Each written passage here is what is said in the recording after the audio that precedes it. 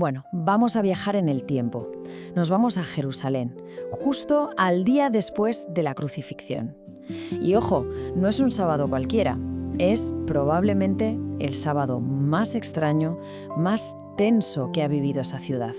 Un día como suspendido en el aire, justo entre una muerte que hizo temblar la tierra y una mañana que nadie, pero absolutamente nadie, podía ni empezar a imaginar.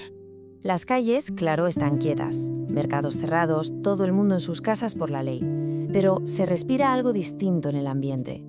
No es esa paz habitual del séptimo día.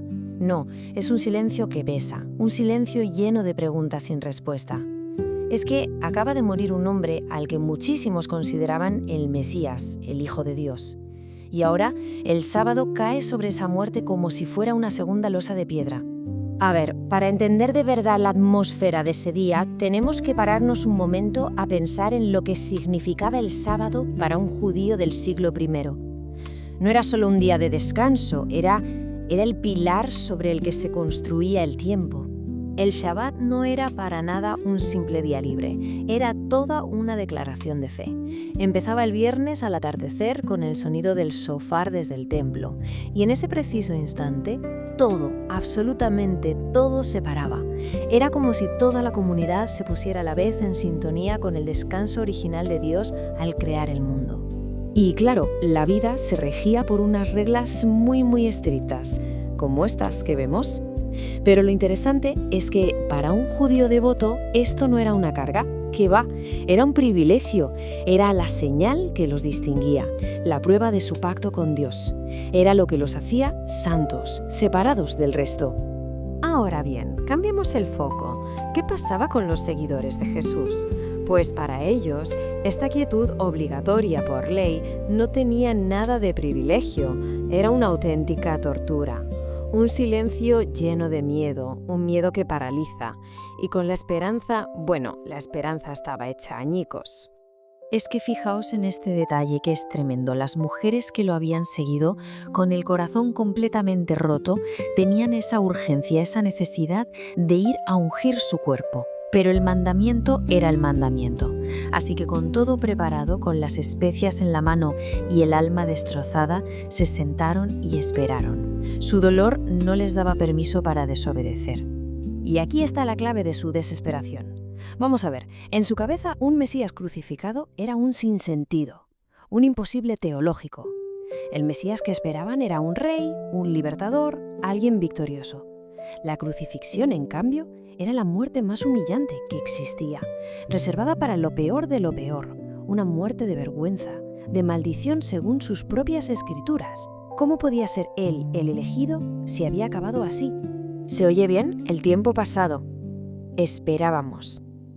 Ya no esperan. El shock, el trauma brutal del arresto y de la ejecución había borrado por completo de su mente cualquier promesa de resurrección. La esperanza, simple y llanamente, había sido enterrada con él. Pero mientras los discípulos estaban así, escondidos, paralizados por el dolor, había otro grupo que no paraba quieto, para nada. Las autoridades religiosas estaban febriles, llenas de ansiedad. El contraste es que es de película. Por un lado, los seguidores hundidos en el miedo y el duelo, y por otro, las autoridades, que estaban motivadas por el temor a una profecía que ellos mismos, en público, despreciaban. Y esa inquietud les hizo moverse. Y aquí llega la mayor ironía de todo este día. Los mismísimos sacerdotes y fariseos rompen el descanso sagrado del sábado para ir a ver a Pilato. Es increíble. Los enemigos de Jesús se tomaron sus palabras sobre la resurrección muchísimo más en serio que sus propios amigos en ese momento. Les quitaba el sueño, literalmente. Y Pilato, que seguramente ya estaba harto de todo este asunto, pues accedió. Se enviaron guardias romanos, profesionales, y se puso un sello oficial del imperio sobre la piedra. El objetivo era clarísimo, que nadie pudiera robar el cuerpo y luego inventarse una historia de resurrección. El poder de Roma, custodiando un cadáver. Vale, ahora vamos a ampliar el plano, porque mientras los humanos vivían este día de miedo, de control, de dolor, En otra dimensión, a nivel cósmico, el universo entero estaba reaccionando a lo que había pasado el día anterior. Justo en el momento en que Jesús muere, esa cortina enorme y pesadísima del templo, la que separaba a todo el mundo del lugar de la presencia misma de Dios, se rasgó en dos. Y no de cualquier manera, de arriba a abajo. Eso no fue una casualidad, fue una señal cósmica que venía a decir: se acabó. La barrera entre Dios y la humanidad acaba de caer.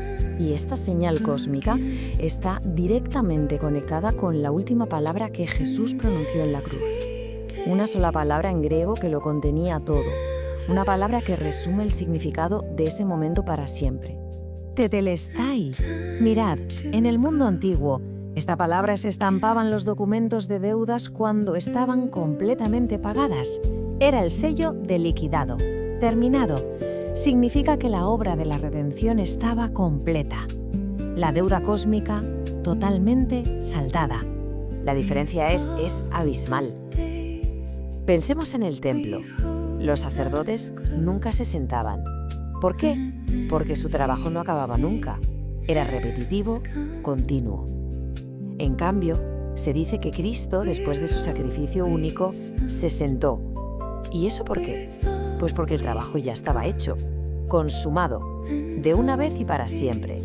Y con esto llegamos al final de este viaje. Este sábado, como vemos, no fue un día vacío, fue una pausa, pero una pausa cargada de un significado brutal. El silencio justo entre la obra que se ha cumplido y la obra que está a punto de revelarse.